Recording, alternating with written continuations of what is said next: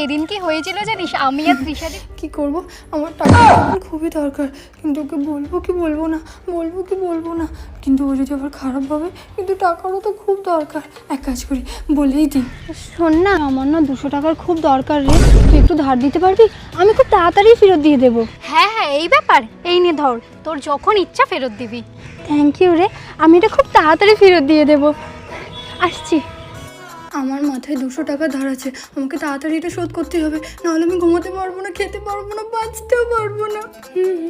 না, বাড়ি থেকে বেরোনো যাবে না। এখন যদি ওর সাথে দেখা হয়ে যায় আর ও সবার সামনে বলে সকালে যে টাকাটা ধার দিয়েছিলাম সেটা ফেরত দে, সবাই আমার সম্পর্কে কী ভাববে, যে আমি সবার থেকে টাকা ধার নিয়ে বেরোই আর কাউকে ফেরত দিই না। না না, এখন তো বেরোনোই যাবে না।